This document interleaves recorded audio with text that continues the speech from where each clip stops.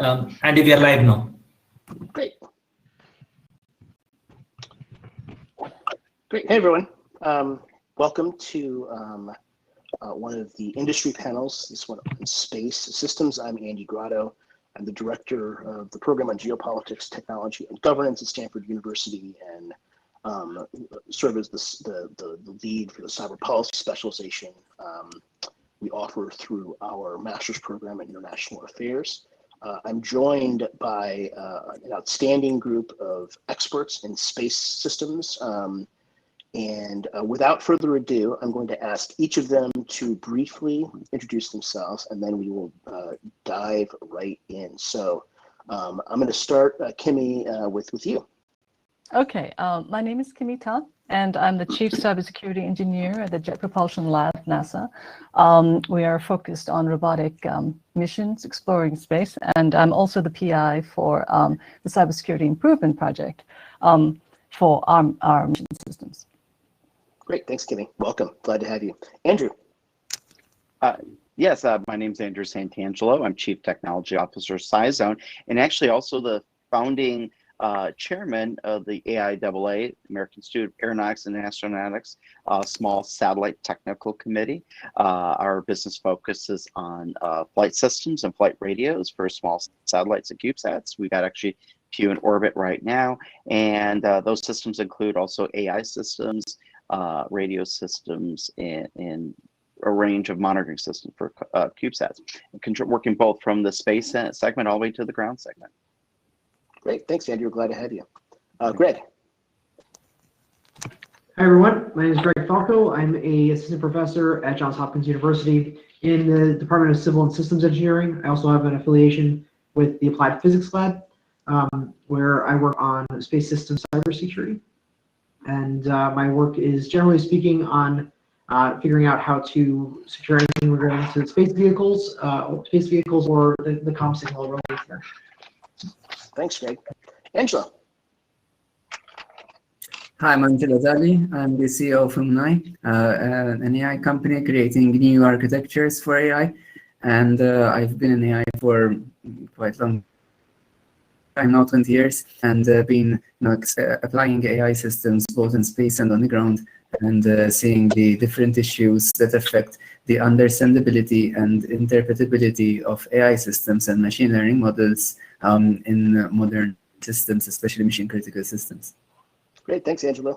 Well, so to get us started, I want to turn to Kimmy first and ask her to provide us with kind of a thumbnail sketch for how AI is being used today and in space systems, and what we expect the future to look like. Kimmy, over to you. Okay, so at JPL, there is actually a trust for AI in autonomy and in pulling AI more into our mission systems. Currently, AI is used in terms of planning and scheduling. So for the rovers that are up on Mars, planning and scheduling their routes and so forth.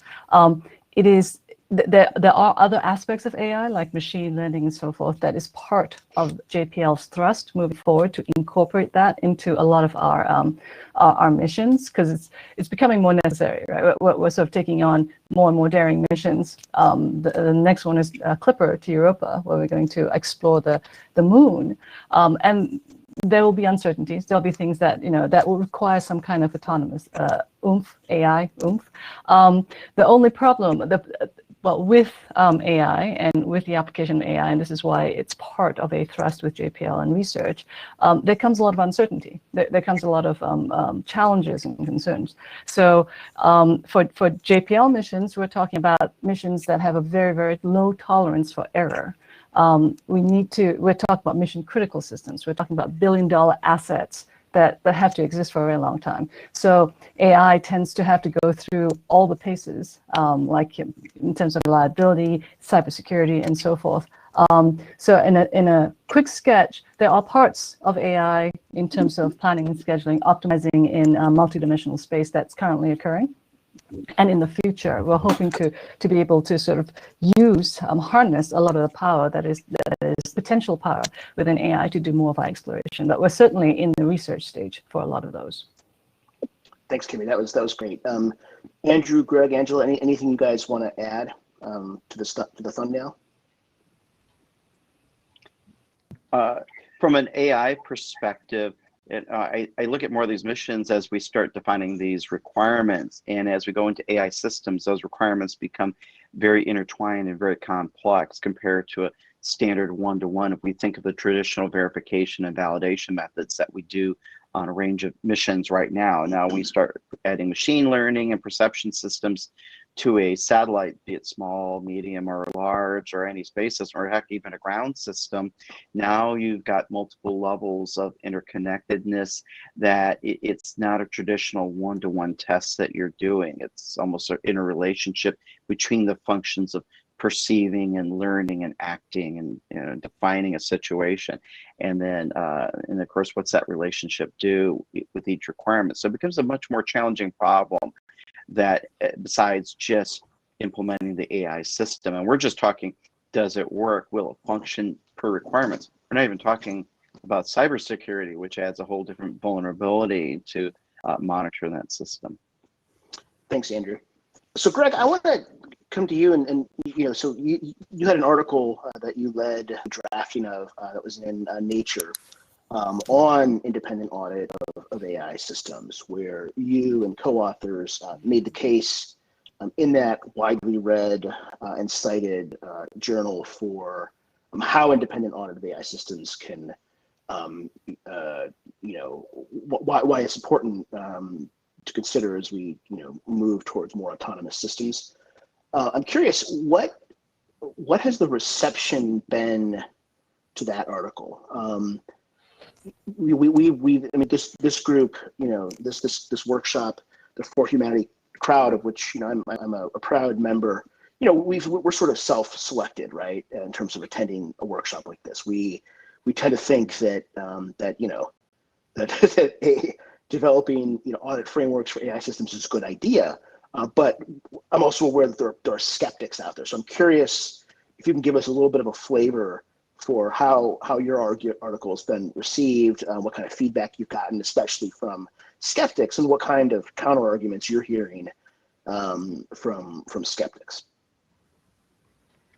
Yeah, I think that we've heard that everyone likes to live in their own soundproof rooms. That's what we learned. So we end up having a lot of apathy from systems engineers who don't really care about these problems and want to think more about the use cases and the context for how to solve issues. This would be seen as a massive burden, and rather than saying we're rejecting this idea, it's just apathy. It's not like we want it or we don't want it. It's just like okay, something else on our plate to deal with. Okay, whatever. That's kind of the reality for a lot of systems engineers.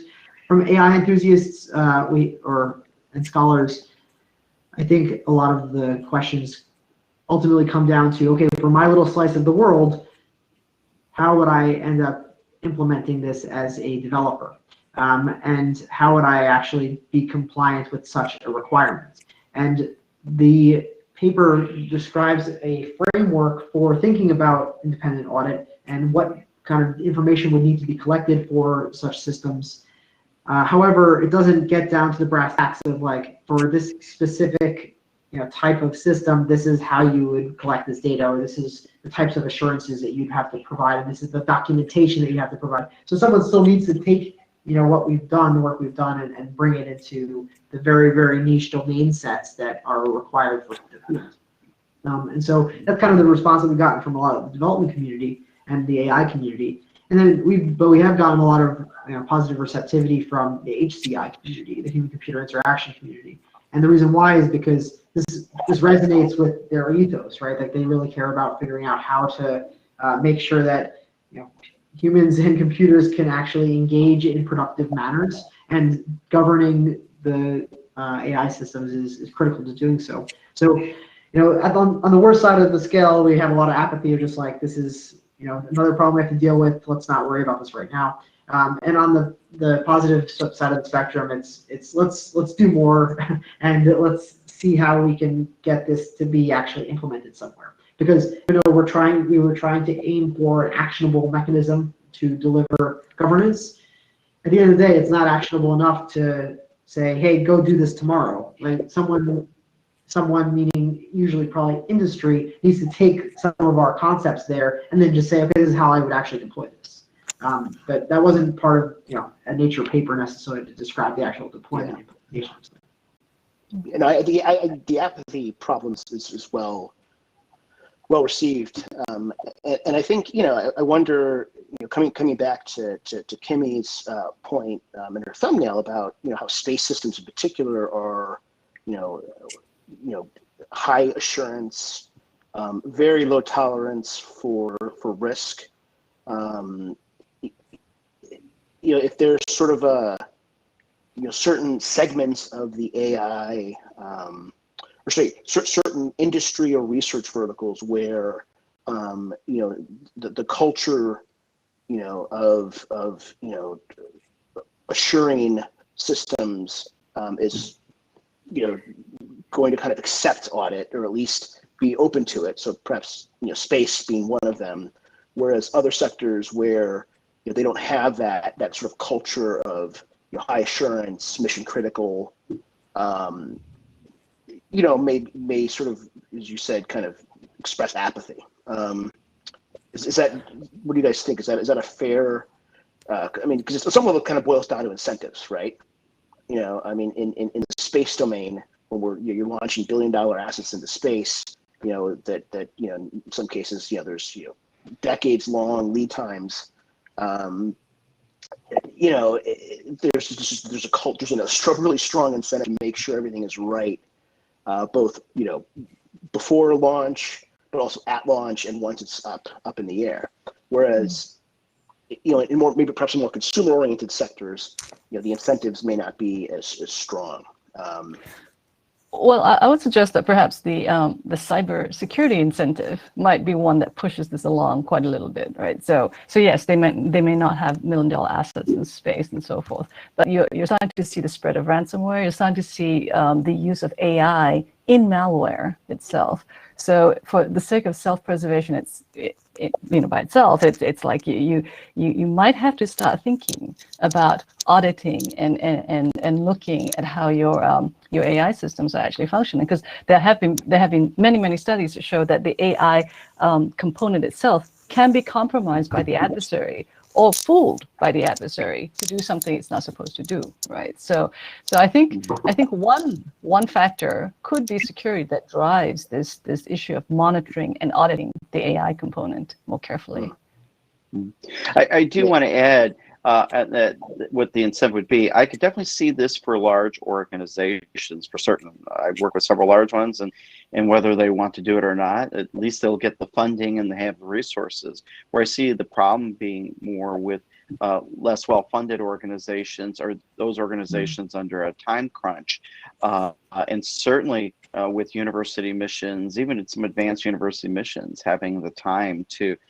Now, first of all, just even tracking requirements and testing out the software, that's a tall order for many. Now you're throwing in added auditing and cybersecurity, and yes, there is a real risk. Don't get me wrong, I think there's a very real risk. The problem is those resources to do it, the funds to do it, the time to do it. We're going to launch in 12 months, or we're going to launch in 2 years, and then a lot of things get shortchanged. And then to add this layer for a security element. Now, having said that, I do see down the road that this will be a major requirement imposed for any vehicle, at least some level of audit and proof that you have a secure satellite. Right now, we don't have that, but I do see that happening, and I think that's going to be a bridge too far for many satellites. So this big boom of all these CubeSats going up, I think it's going to die down. Forgetting Starlink or SpaceX, right? They have the money, they have the resources, they can do it, and they've done thousands of satellites. But for a university, a small business, what have you, I don't see them having the resources to support, and that could be a real blocker down the road.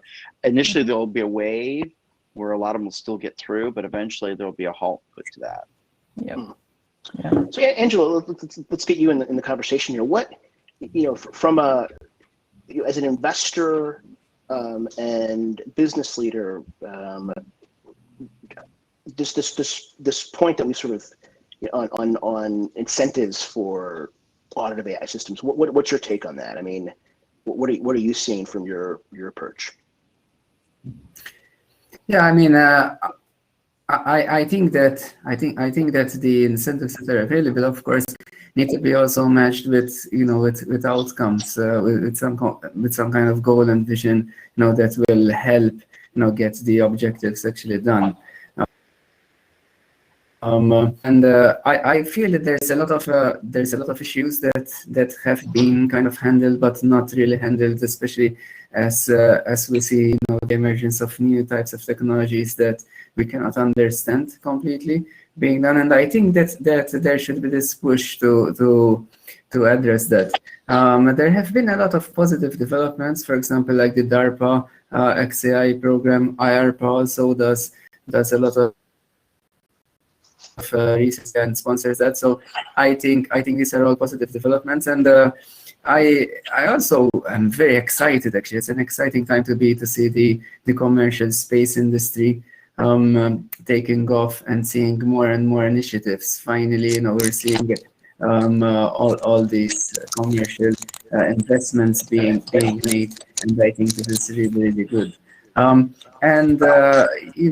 think this is going to open up opportunities for innovation, to see also maybe a shorter time from commercial technologies to be then applied in space to reduce this. Obviously, it's a harsh environment to operate, and everything needs to be tested thoroughly. But I think that will also have a good spin-off on non-space applications, being able to withstand more stringent quality controls, and also from a cybersecurity aspect, from an ethical aspect, from an understandability aspect, making sure that we can use modern techniques for mission-critical systems. Thanks, Angelo. So, Andrew, what threat scenarios involving CubeSats most concern you? You mentioned the cybersecurity risk. We have a lot of expertise on this panel on that topic in particular. Walk us through the kinds of threat scenarios that keep you concerned.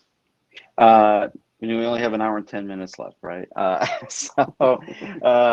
Let's see. I'll start with some really simple ones on the CubeSat side. And the key thing is just remember with the Space Policy Directive 5 back in, I want to say 2020, they've identified three vulnerable areas, or three parts of a space system: a space segment, the satellite or ground, rovers on Mars or what have you, the link segment, which is the ground, the routing, the communications, and then the ground segment itself.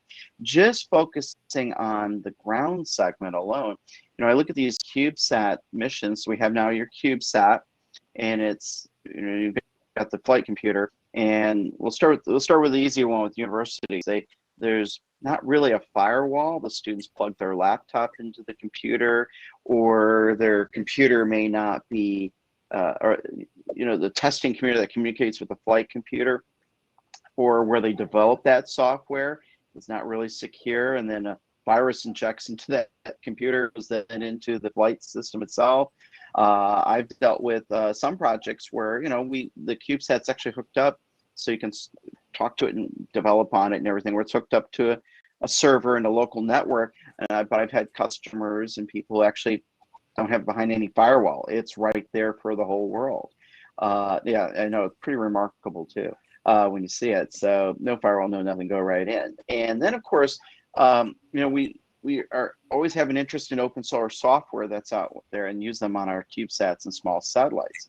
And some of these elements are so large, no one's going to go through millions of lines of code to see if there's something secret injected right into that CubeSat. So matter of fact, it's not unusual to fly, before we look at embedded systems going up on a CubeSat, well, now they'll people fly easily, BeagleBones. I've got a few BeagleBones computers that are in orbit, and they're running Debian Linux. They're maybe running Python. They're running C, and who knows what open source camera software they put on their computer. So right there, you can just see a very easy host of vulnerabilities right there. Or, let's say, a student, or I say student, could be, actually some of these places are commercial places, businesses that they're not going to go through these millions of lines or thousands of lines of code. They don't know what they're putting in. They don't have the time to go through it, or it's the module to put in. So you can see right there that there's a significant number of vulnerabilities just from that very simple discussion right there. And then, of course, there's always the disgruntled employee, or someone puts, I'm going to put an Easter egg on my CubeSat, not realizing that Easter egg becomes something bigger down the road in low Earth orbit. Thanks, Andrew.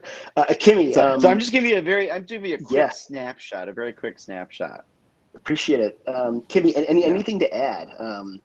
Well, with this, there are cultural. One of the things that we've fights that we have is this cultural sort of perception about space, right? It's very sort of kumbaya. We're working with each other. Why? Who'd want to attack us? And even if they did attack a small CubeSat, right? So what, right? It took a little bit to make them understand that it is an entire ecosystem. You hit one point, you hit a lot of other points too, right? So the use of a CubeSat, why it's dangerous, it's easy to get into. You could use it as a projectile, to hit a military target, for example, or to hit, a NASA target, right? And then there could be cascading effects from there. That kind of threat concept is something that we had to really sort of make a lot of the sort of NASA engineers understand that we're living in a different world, and those threats, like a supply chain, right? It's so far away from me. I don't care, right? I have this problem right here. It's a functional issue. I have to fly this asset. Why should I care about this? Ransomware, right?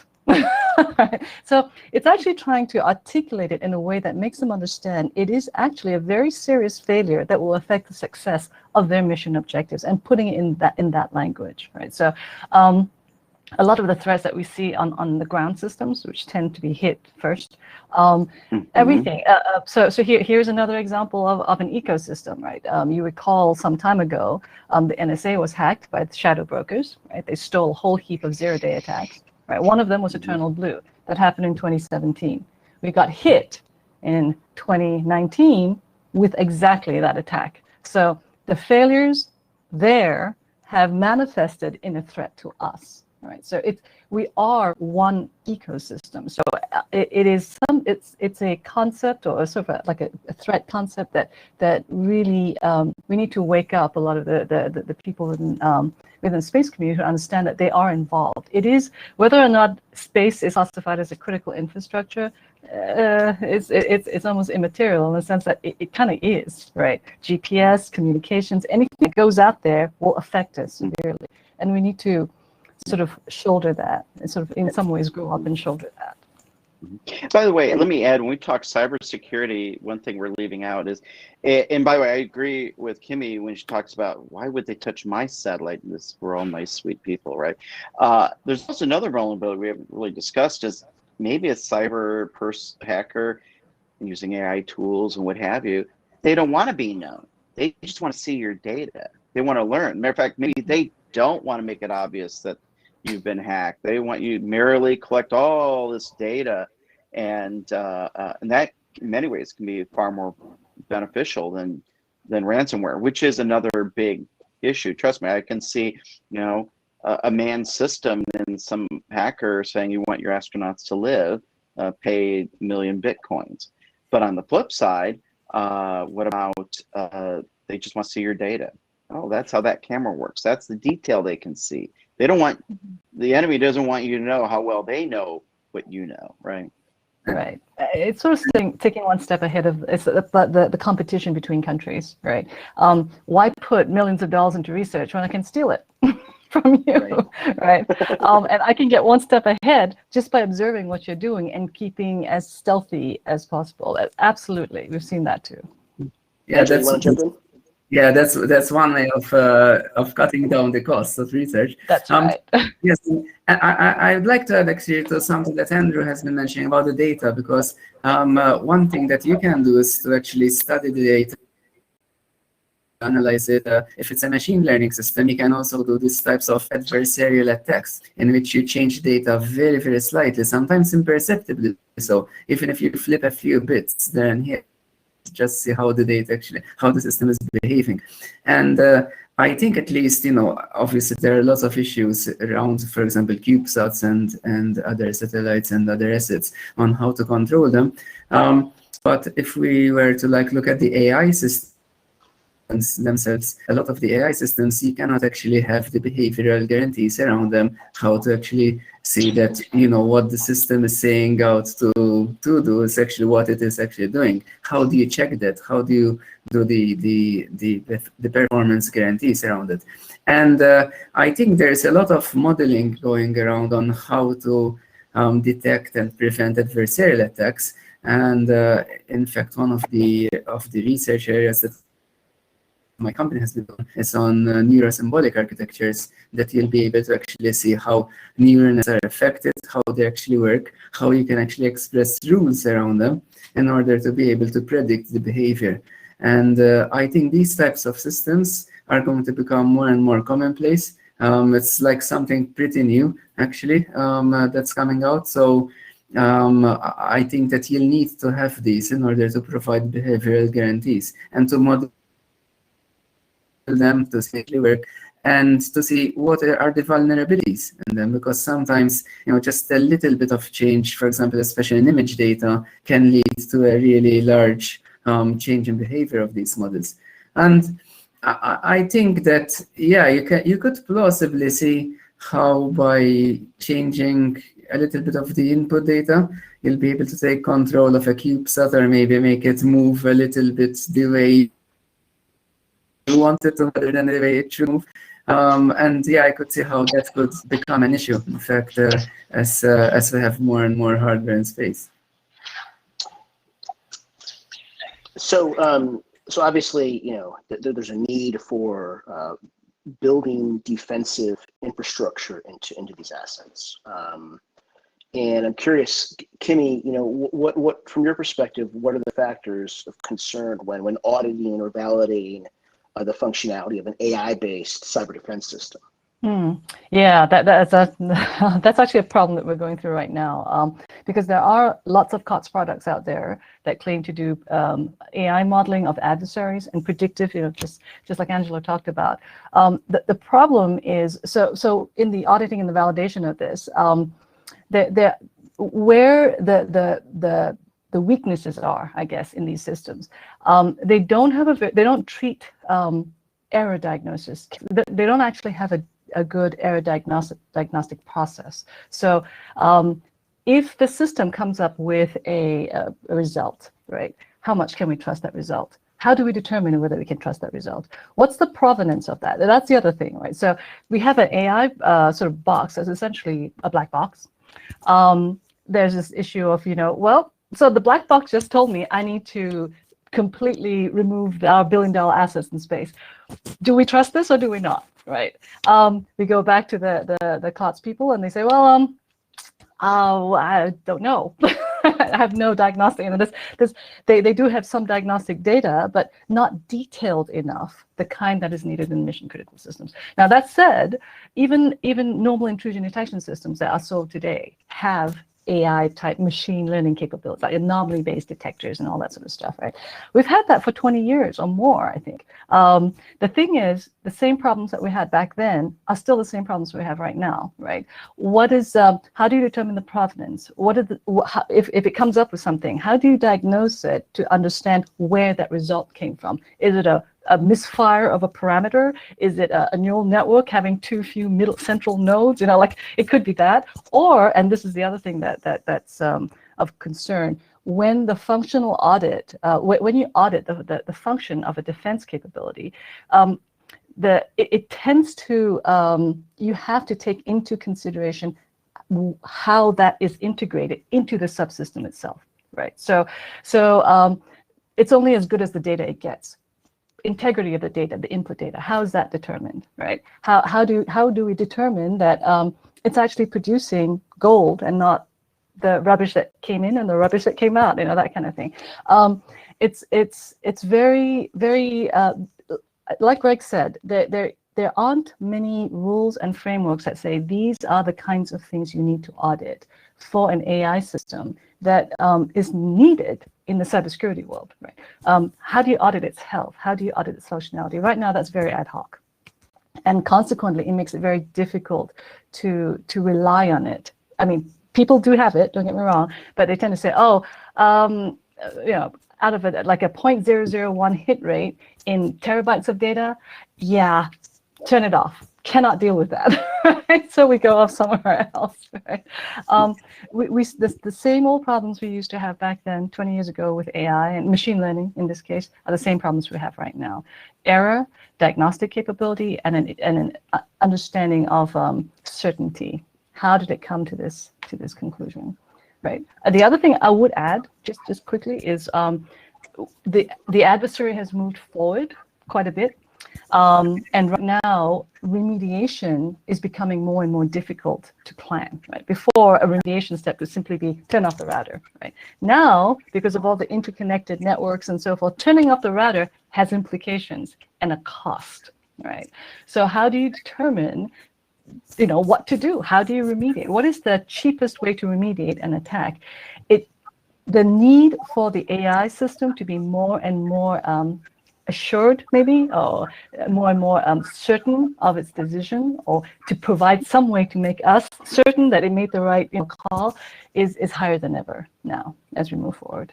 So many, all the basic, in summary, all the things that we used to be concerned about with respect to deploying AI in an operational system, we are still concerned about today. It doesn't seem to have moved. If I can make a quick follow-up comment to that, because I think Kimmy mentioned one word a couple of times, and I wanted to say the word again and call out its importance.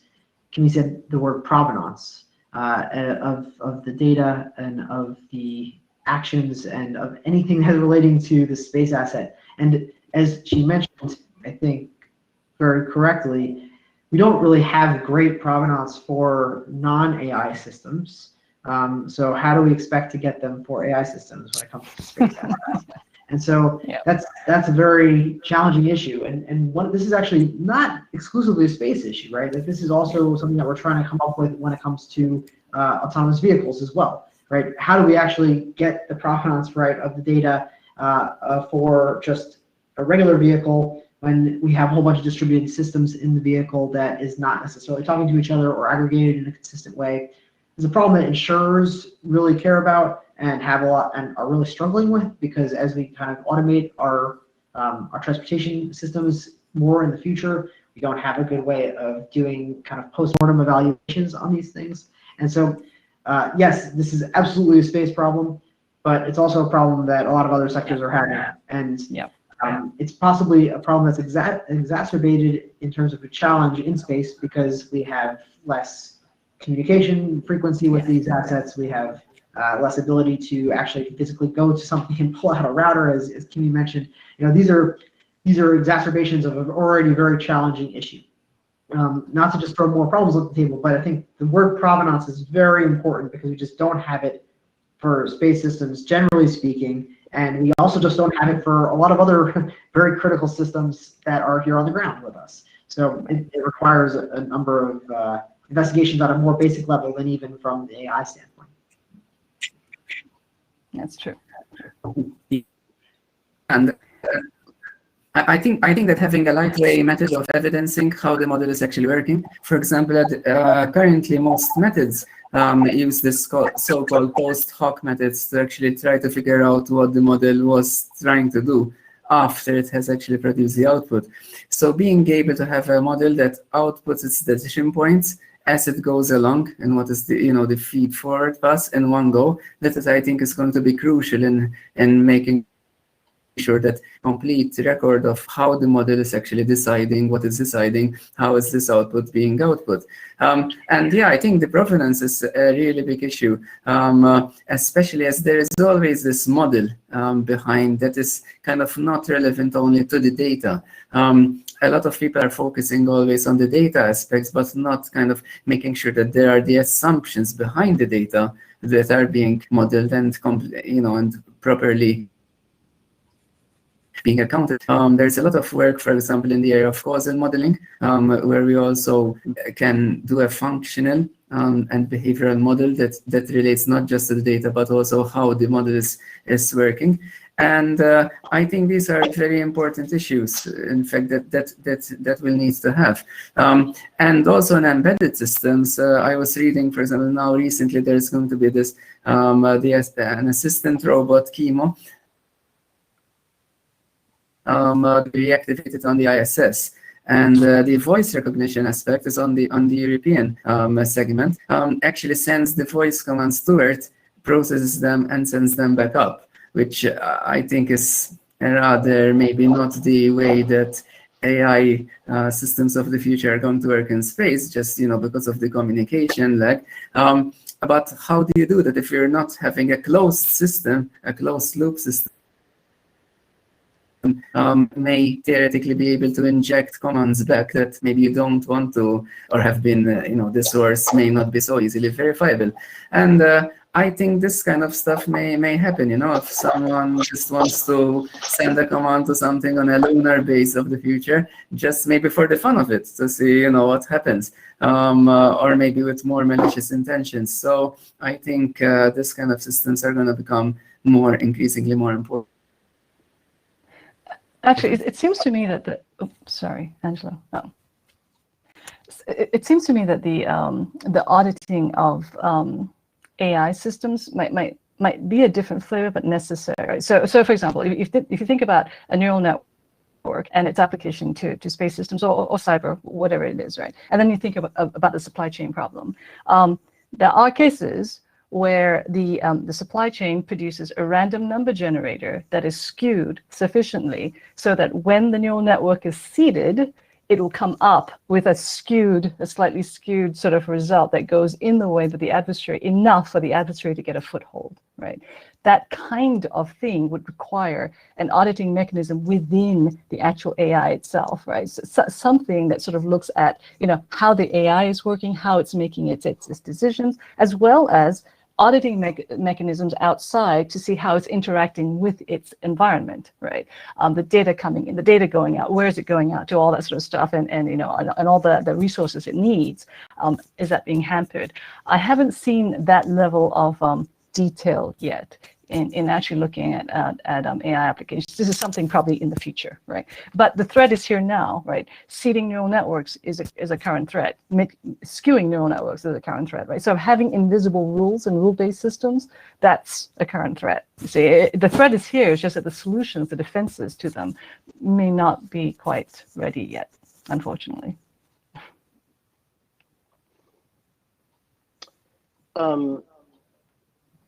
So why don't we turn now to the audience to see if there's some questions. I see one question that I think is I think both Kimmy and Angela have alluded to this, the latency issue. How does the time delay issue of communicating with extraterrestrial projects impact AI or ML development? Anybody want to take a crack at that? Angelo, go ahead. Yeah, okay, yeah. I mean, it's very critical, actually. I mean, if you want to do anything that is remotely interesting, obviously, I think one of the most interesting applications were the terrain identification, for example, that has been used pretty successfully. For example, on the Hayabusa, the sample probe, for example, that works quite well. The OSIRIS-REx mission actually used it relatively successfully actually there. But there was a lot of engineering that went into that. Even on the Mars rovers, there's a lot of engineering that goes into doing relatively relatively simple actions actually that you do, without thinking much on Earth, but that require a lot of planning to do remotely. I think that, for example, one of the issues is the power consumption and also the size of the model. So one of the areas that I've been looking into very closely is to how to compress a model without affecting its accuracy, without affecting its functionality a lot. Maybe sometimes good enough is still good enough, even if you affect it just slightly. But if you can guarantee the behavior, maybe you'd rather go for a predictable system that is maybe, like 0.5% less capable than if you use a data center, but that you can run on site. And I think, for missions, once you go beyond a certain distance, current AI models that are dependent on large data centers are practically useless. You're not going to be able to have that kind of capability.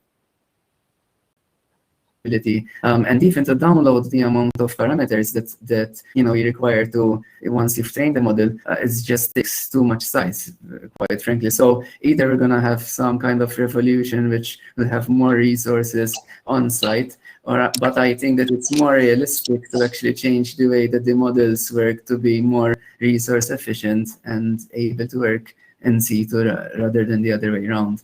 And I mean, it's the laws of physics, and so we're never gonna have real-time communications in space, beyond anything apart from low Earth orbit. So this is something that has to be solved if we're gonna have modern AI systems working there. So on my part, the communication latencies tend to argue for cyber, tend to argue for a certain degree of autonomy on board flight, right? So if all the commands come from the Earth, for example, and there is a latency in communication, and let's say a logic bomb goes off from a supply chain insertion, the spacecraft will have to know how to ameliorate that situation. So, and ameliorate it in a sort of a mission objective preserving way, right? Which is hard. But a lot of the communication latencies scenarios we've seen have argued for a certain degree of autonomy on board, and that has opened up again a whole new set of challenges. And our concern is a lot of these concerns come from threats that we see today. There are threats that are coming out tomorrow that we're not, that we're like 0 days and so forth, that we're told, well, you kind of need to see if you can have a zero trust architecture that would also deal with that and blah blah blah, right? Great, but not easy. So yeah, communication latencies are an issue, and also with cyber and space systems, but also the tendency for these latencies to sometimes switch the sequence of certain commands and causing issues that way too, right? So it pretty much injects problems into the system that we have to deal with. One variation, let me throw at this also that we're looking at, that we're dealing with, is not only the latency issue, but even the communication bottlenecks, right? And so one of the things we're starting to work on is where you have enough smarts in the small satellites, and the small satellites, CubeSats, and by the way, CubeSats could be up to 500 kilograms, right? But a lot of them are 5-10 kilograms and what have you. And one of the things, and of course with that bottleneck, you have a communications bottleneck, and some of our latencies are not bad, like only 300 to 400 milliseconds. That's great. But then how do you move down lots and lots of gigabytes of data? You're not going to do that very quickly from a CubeSat. So one of the challenges working is putting in the smarts, AI learning, machine learning tools on a CubeSat where constrained, of course, where it identifies a situation, and then instead of trying to send down gigabytes of data, it says, hey, we've identified this. So you're doing all the processing as best you can on the CubeSat, at least within reasonable limits. And of course, on the flip side, you need that security since you can communicate to the CubeSat, that a simple command can't just change how that code and that software works. But that's another is that bottleneck, with the goal being that a larger bird or an aircraft or ground vehicle then goes to whatever the picture was taken. So let's say if a forest fire is detected, the CubeSat says forest fire, latitude, longitude at this time, and then you fly a plane over that spot, versus trying to get the picture down and then the ground saying, oh, there's a forest fire right there. Yeah, well, and it seems like, I mean, there's a real, obvious need for putting some greater level of autonomy in space systems because of both the sort of latency and the throughput issues that we just talked about. Greg, maybe I can get you to jump in here. I know you've been putting a lot of thought into autonomous RF frequency maneuver, and sort of the risks and and optimizing the benefits. Could you maybe tell us a little bit about that work? Yeah, absolutely. So some of the efforts that we're working on right now is trying to do better characterization of radio frequency interference on the edge of a space vehicle to be able to help then manipulate space vehicles to autonomously defend itself from attacks against comm signals. And this is a very challenging problem from just a signal processing standpoint to be able to assess and characterize these threats. But it's also something where there's a high degree of assurance required for the AI, because if we are going to be characterizing threats and then taking action based off those threats, we don't want to get that incorrect, especially if it's happening on the edge of a space vehicle. For example, one of the programs that one of the research objectives we're working on currently is there a way of interfering with that interference, which would be a means of active defense against that against the offending asset. And if we're using algorithms and AI systems to characterize what those threats look like, ostensibly, if that is wrong, then that space vehicle would be interfering with a non-adversarial system and then be causing a whole bunch more problems than it is currently having. So there's a whole bunch of very nuanced and careful and problematic assurance questions with regards to the AI that we're working on right now, and there's not a lot of research that's been happening on how to actually do this in a way that we can trust 100%. There's a little bit of leap of faith that has to happen in the models that we're looking at right now, and it's a lot of cost-benefit analysis to evaluate. Okay, well, we think with X certainty that this is actually the AI is predicting correctly what this is and who this is that's trying to attack the space vehicle. However, you kind of have to weigh the cost benefits of responding to that attack in accordance with whatever that insight from the AI is. And it becomes a very tricky question from a legal standpoint, because in like the US, that type of activity would be illegal. But in space, there's different domains of things that are legal and not legal, and there's a lot of questions. And again, we're researchers, so we're just trying to see the art of the possible at this point. But it kind of poses and it kind of brings forward a lot of the maybe like trending more theoretical discussions we're having. This is a very real problem that the military is going to have in the very near future, where we're going to start doing more characterization using algorithms, and we need to trust them 100% if we're going to take action on those decisions. So definitely speaking to some of my colleagues' comments, just we don't have the perfect answers for this yet, but if we don't explore these use cases that my lab is doing right now, we really won't have grounds to help us assess what is reasonable when it comes to establishing that trust. Does that help a bit?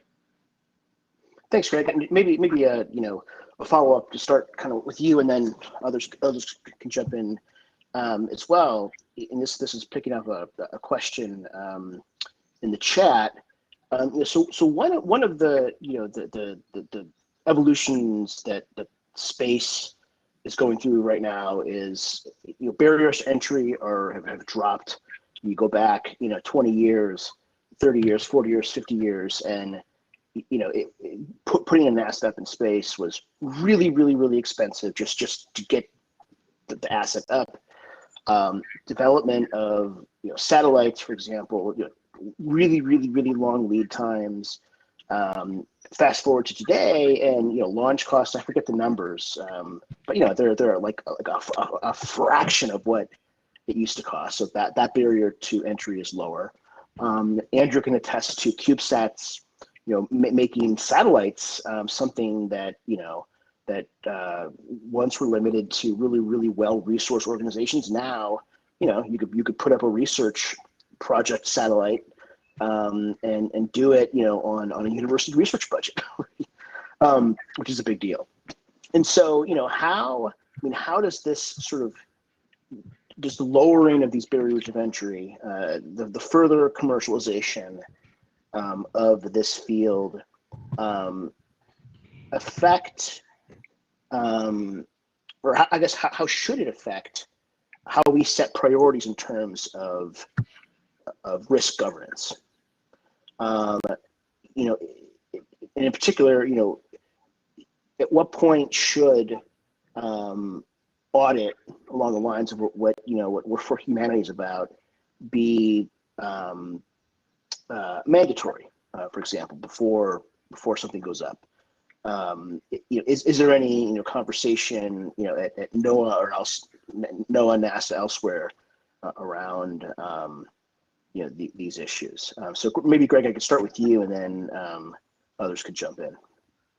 Yeah, so I probably cannot speak authoritatively to what other agencies are having conversations about with regards to the governance of the systems that are going up. I'll leave that to Kimmy maybe, but what I can say is that there's the persistent balance of allowing innovation to occur and have markets be driven in very expedient manners, compared to allow or enforcing regulation and driving regulation on the space.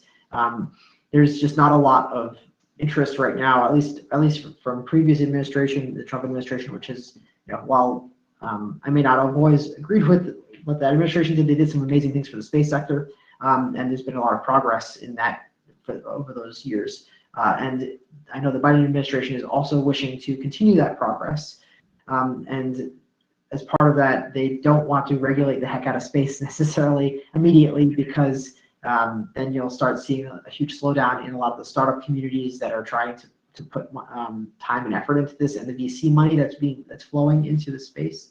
So when it comes to the governance that may be required for the space sector, it's probably going to come very soon, but maybe not from an AI standpoint. It's going to be coming more from understanding how to better regulate launch and making sure that there are certain requirements for launch vehicles, because there are possibly safety concerns relating to some of this, especially when we have launches at scale. Many of these governance mechanisms may be baked into insurance requirements for such launches. So launch insurance is a kind of somewhat popular product purchased by space companies. And so some of this regulation may be kind of fakely put into those insurance contracts and requirements for space launch. But I don't think that we're going to start seeing AI governance requirements for space systems anytime soon. Much before that, we'll probably start seeing cybersecurity requirements and regulation.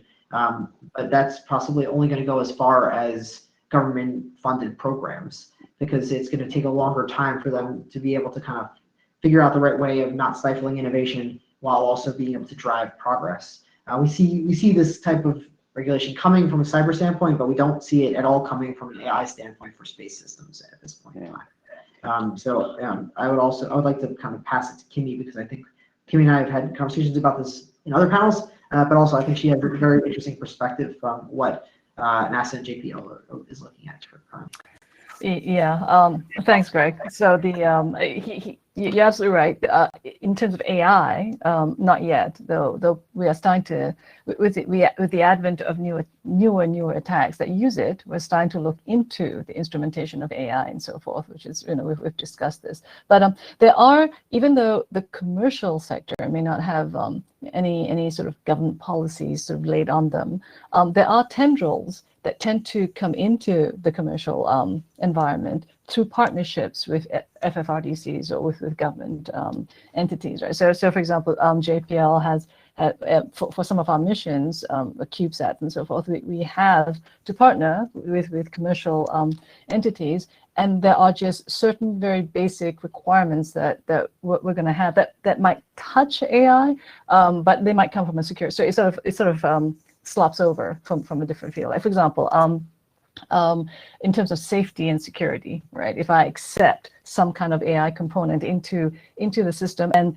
that AI component is using DSN, for example, Deep Space Network, to communicate, well, then it has to follow certain rules and certain regulations, right? Can you tell me whether it is, it will perform in a particular way? Its performance is consistent. So those are some of the lighter ways, and I think that might permeate the commercial world as more and more, partnerships sort of come out. But like Greg said, honestly, like in terms of an overall government sort of hammer that's coming down that says you have to do that with AI, absolutely not yet. Actually, I should add, there is a fair, there are some regulatories, again, not on the AI side, that do come into play, even for small satellites. First of all, if you're going to have a camera system, you do have to get a NOAA approval. They have to, what are you taking pictures of, where are you taking pictures, what's the security of your system. They do check to see everything from satellite to ground, how you're protecting those images and the control of your satellite. You do have, when you get FCC licensing, you have to verify you can turn your radio on and off. They don't want it permanently on, so you have to verify you can do that. And of course, there's all the deorbiting concerns with CubeSats and small satellites, or any satellite for that matter. So there are a bunch of regulatory check boxes that you do have to go through, being a ride share with NASA, or even a commercial vehicle and what have you. Having said that, on the AI side, if I was going to pick the AI side, where I see that being an issue is only it affects your deorbit capability. Does it affect your communications capability? Does it affect your imaging systems in some way? However, where I do see AI becoming more of an issue is actually on ground vehicles in transportation. That's where I think you're going to see the biggest, and we're all talking satellites, I think, look at Tesla and everyone, right? So I think that's where that big issue is going to be. But as far as auditing and regulatory, I see the next big push. First one's deorbiting. And trust me, there's been a lot of CubeSats and small satellites. That's been a lot of gnashing of teeth, because the minute you put you're at a certain orbit, you need, and going to do certain things, you need propulsion systems. And a lot of small satellite missions don't have that financial budget to suddenly tack on a propulsion system. That's a big issue, actually. A lot of drama in the small satellite community, it seems like. And then, of course, I see the cybersecurity side as the next big front. And how that's going to be implemented, I think it's going to happen faster than people realize, and then I think a lot of missions are going to hit a roadblock, personally. Again, I'm working on some NASA stuff too.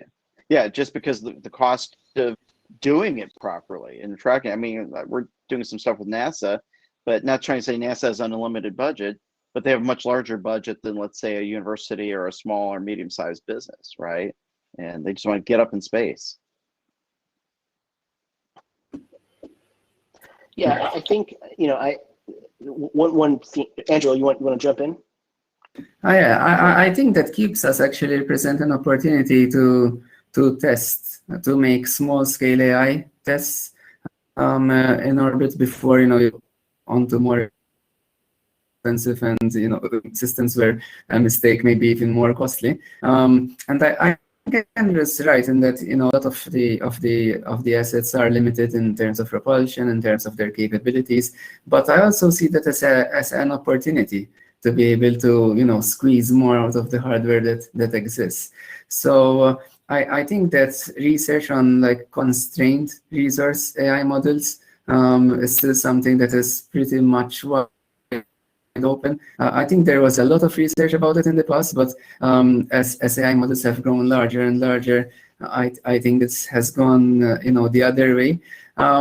And I see that there is transferability from aspects of new regulations that are being, proposed at the moment. They're not enforced yet. For example, like the European Union, the AI regulations and framework, I mean, do have a little bit of implication on the on how to do things in an auditable way, in a behavioral way, and we are involved, in fact, in a mission critical POC at the moment, a demonstrator project, in which we have to demonstrate like compression rates of up to like 90% that will be able to run on space qualified hardware. And once you do that, you get a lot of benefits. For example, power reduction. We've done tests in which we had like up to 10 times power reduction. And I think this was a matter of basically taking the neural net, being able to prune it out, being able to actually compress it in a way that you'll still be able to actually run it on board without actually affecting its behavior. And I think that this is something that maybe commercially at the moment is not being looked at, just because cloud computing power is so cheap that you don't bother to do that. But when you don't have any cloud, then this becomes possibly the showstopper issue. Mm-hmm. Yeah, let me. I mean, this comes back, I think, to the point we've made a few times around there being a real kind of business case for autonomy in space, right? And obviously that brings with it all sorts of cybersecurity and other challenges. On this governance theme, I'm once again struck by how we and I myself am guilty of this. You fall into this mode of sort of treating AI as its own kind of unique vertical, when for the most part, I mean, it is at the end of the day an information system, and obviously AI has certain different properties than non-AI systems. But from my perspective, at least, when it comes to risk, in most cases, it's the changes are continuous, not discontinuous. In other words, when to come back to Andrew's point, around, okay, so there are sort of three.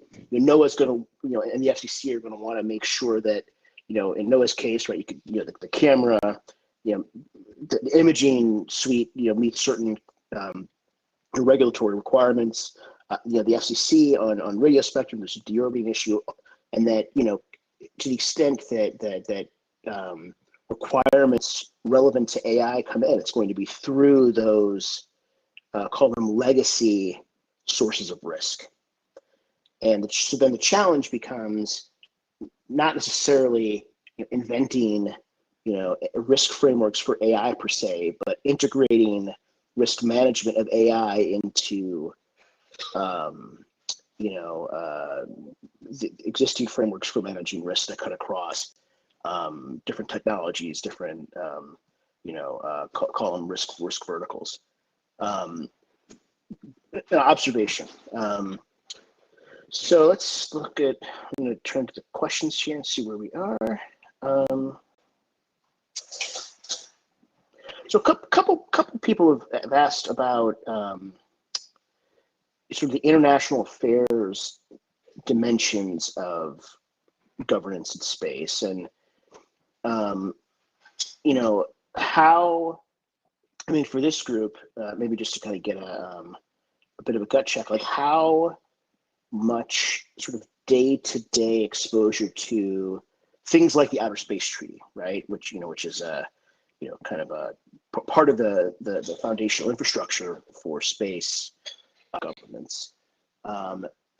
In your work, do you see either shortcomings in sort of the international governance frameworks, or so far at least have they held up relatively well, and that our energies when it comes to addressing governance challenges may be better spent closer to home, more along the lines of to come back to Andrew's three areas, those domains.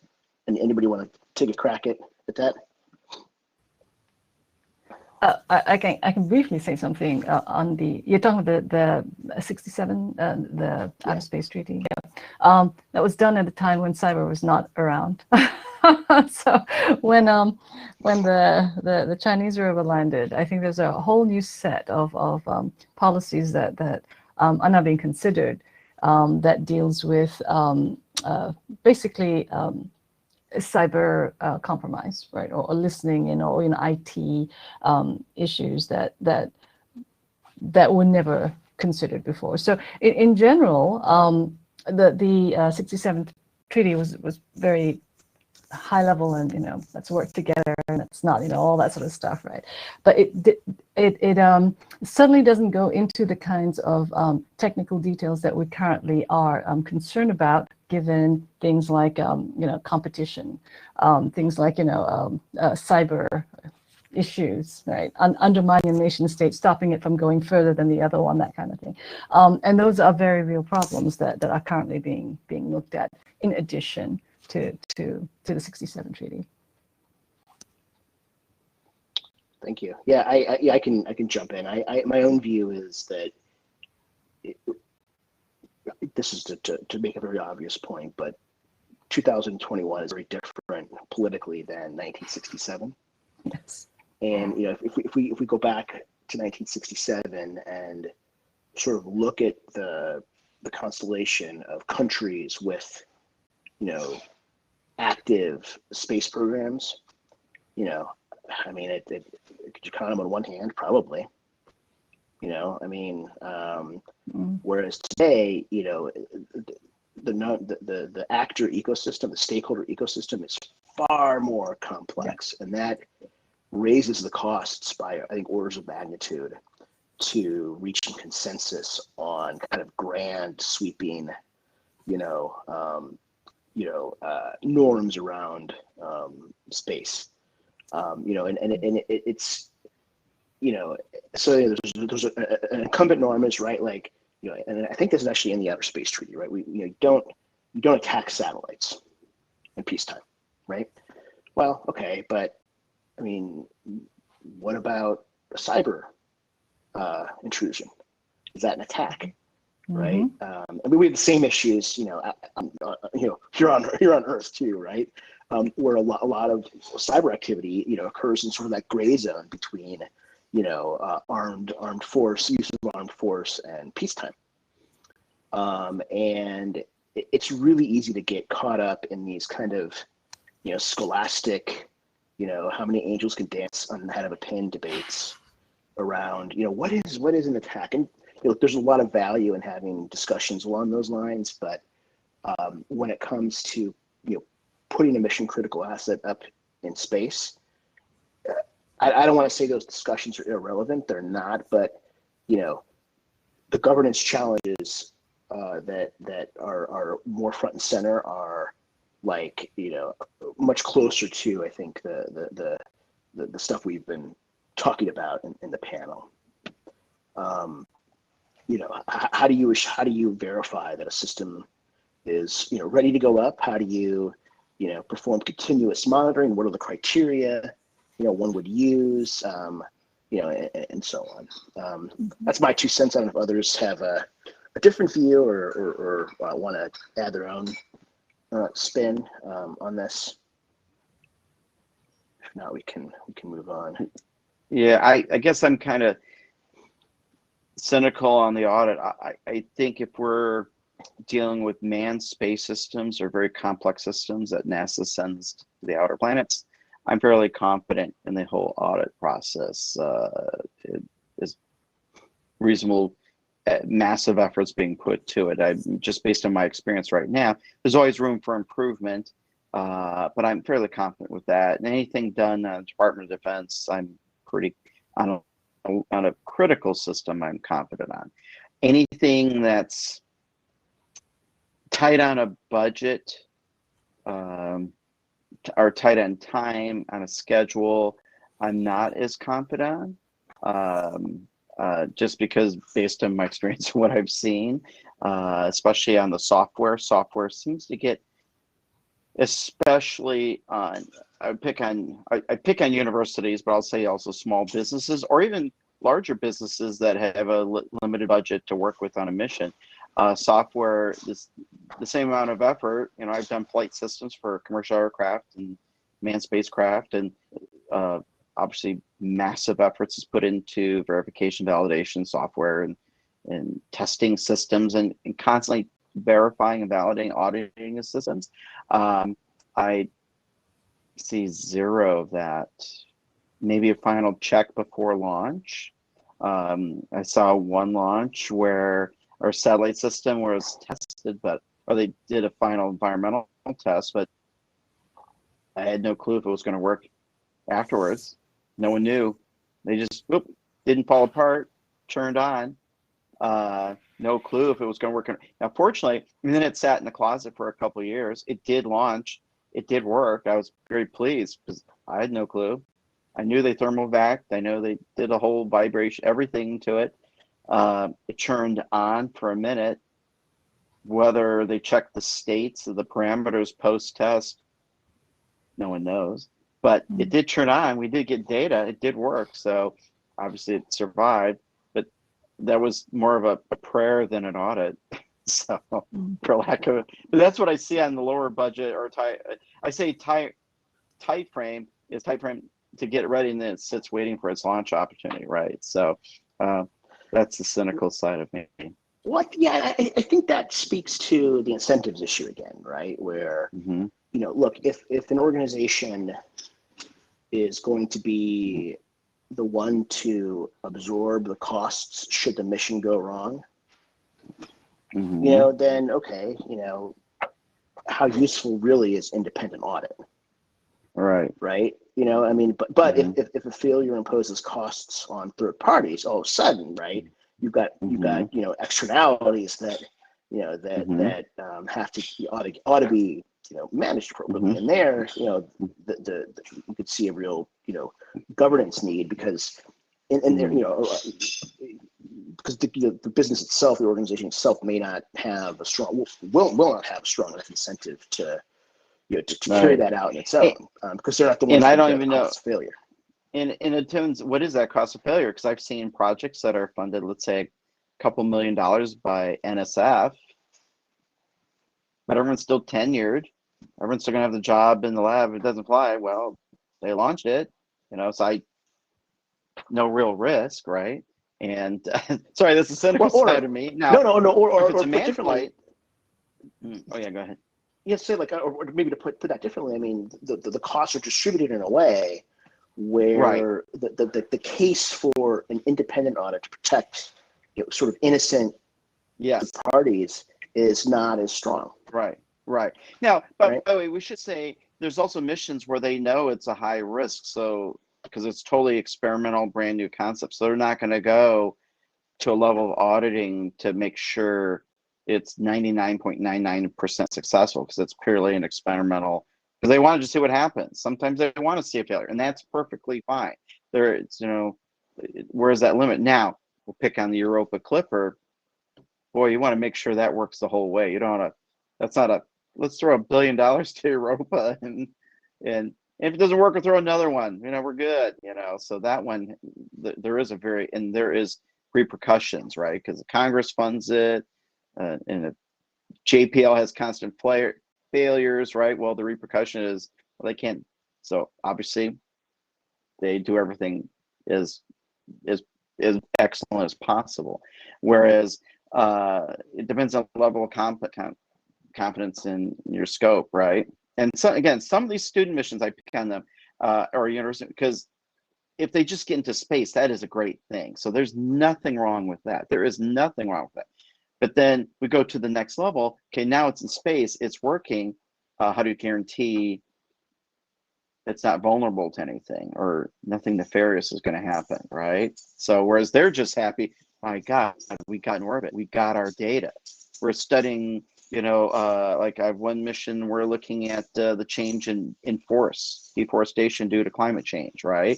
Getting that data is amazing. Their cybersecurity is low on that list, right? But deforestation and actually getting it to work, and a capstone project for a group of students, that's an amazing thing. You see where the differences lie there? Yeah, I mean, it comes back to incentives, right? Right.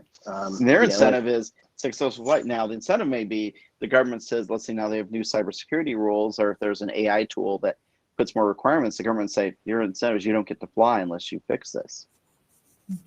Right, and hopefully if the government were to do that, the requirement would be risk-based, right? Yeah, so if it's just a bunch of, if it's, to use your example, if it's a group of students who want to get something up in space, and the worst possible thing that happens is it just doesn't work, and that's the extent of costs. Well, okay, like risk is relatively low, but if it's a system that has a different risk profile, where maybe the costs are not just limited to the organization, the actor that put it up, then the government could say, well, no, look, you have to go further than on cybersecurity or some other risk factor, depending on the mission. Right.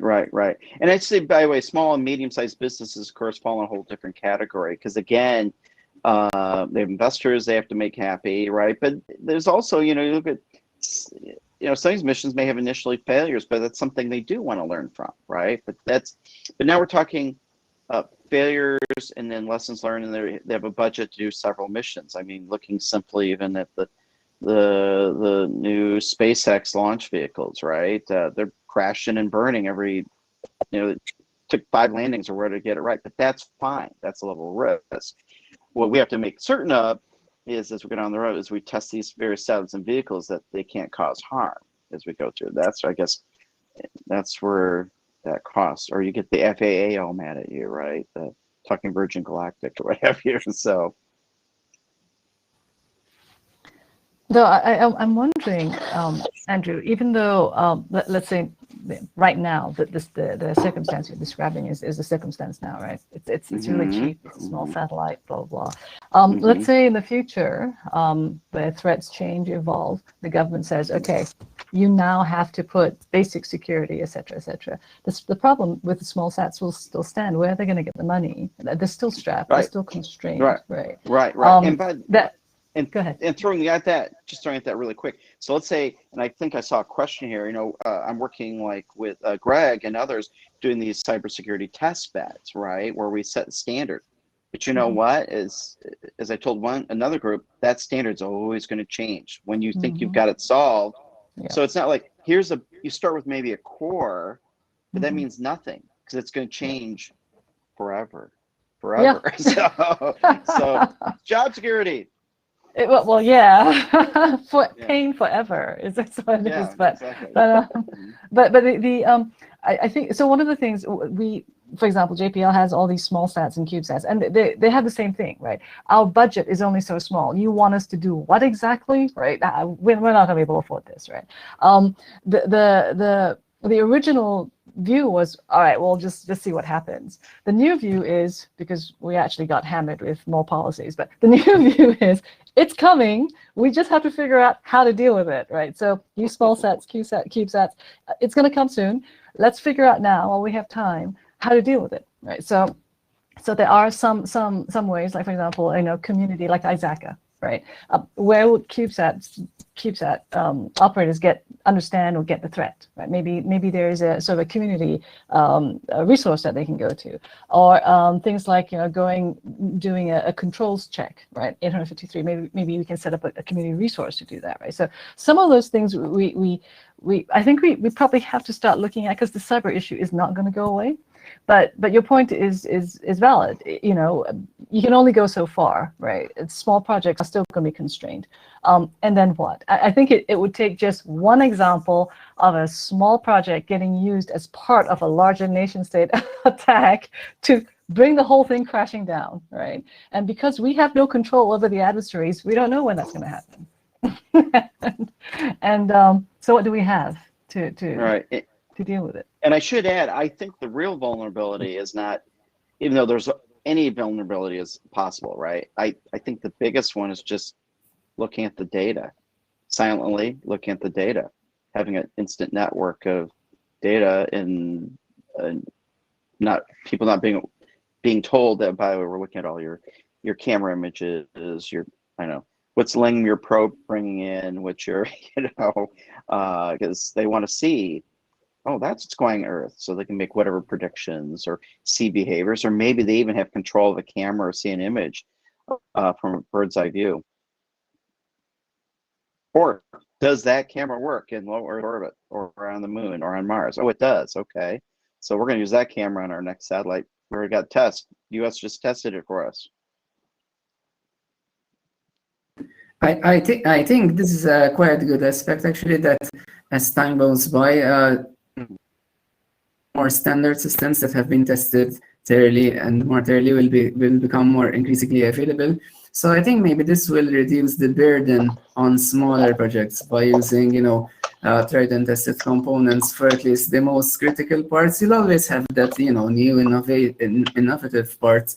But I think, maybe with the more critical bits where you can really do something bad, like, I don't know, the propulsion system, hopefully there'll be more standards that will reduce the risk and reduce the overall burden. I think that it has to go hand in hand, apart from like regulation, because I'm not a fan of like really heavy regulation, because then you can go overboard and increase the cost so much that the threshold just becomes too much. It's maybe having audit processes that have the behavior prediction built in to them, that can actually handle this and give at least some guarantee that if something goes wrong, you're not going to be able to predict what can go wrong. But at least that if something does go wrong, the system can recover from it, or at least the consequences, the bad consequences, at least the main risks are adequately covered. I mean, if someone hacks it and crashes the software, but there's no consequence about it, I guess that's fine. If someone hacks the propulsion system and crashes it into another satellite, that's kind of not fine. So I'm sure that that's something that will be worked out, hopefully, before that actually happens. Yes.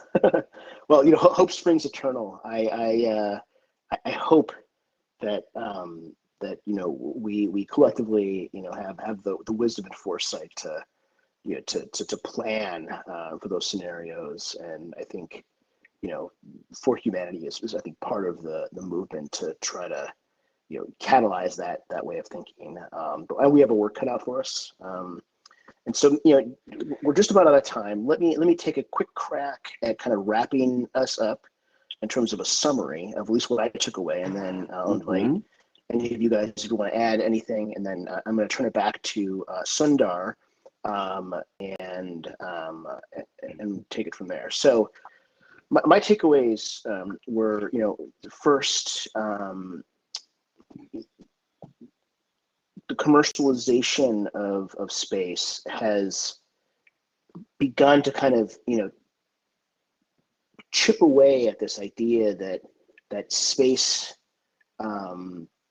is always sort of, a high assurance environment, right? So there are, NASA JPL missions, high assurance, but, because of barriers to entry dropping so precipitously over the past decade plus, costs have dropped, and in effect, the stakes of a space asset, or launch going wrong have dropped in some cases, right? So we now have a more complex and variable risk environment with some really, really high assurance domain mission needs, and some not so high assurance needs, and that the intensity of that need will have an impact on certainly, at least on the demand side for independent audit. One of we spent a lot of time talking about cybersecurity, where it's not just we're a sort of a static point in time assessment of a system is useful, when you have adversaries who are dynamic and changing tactics, changing with and adaptive to defenses, the static assessments have less merit. Because space systems had this latency issue and throughput challenges, it points to a need for higher autonomy, which then to defend against some of these threats, which then introduces its own set of risks. How do you assure that autonomy performs the way that we would like it to, the way it was intended? Did I miss anything anybody else want to add? That was good. All right. For the morning there, yeah. Yeah, that's right. Yes, it's 10 a.m. just about my time. So, and Kimmy too. We're West Coasters. Well, I really appreciate your all's participation in the panel. I learned a lot from listening to your all's comments and insights. So thank you. I want to thank the audience for tuning in, and I'm going to turn it now back to Sundar to take us home.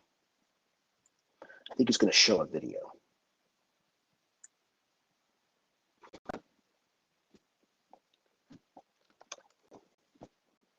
I think Sundar is multitasking. I think he's sort of he's like the flight traffic controller for several panels. So I think he's going to tune in just a second here.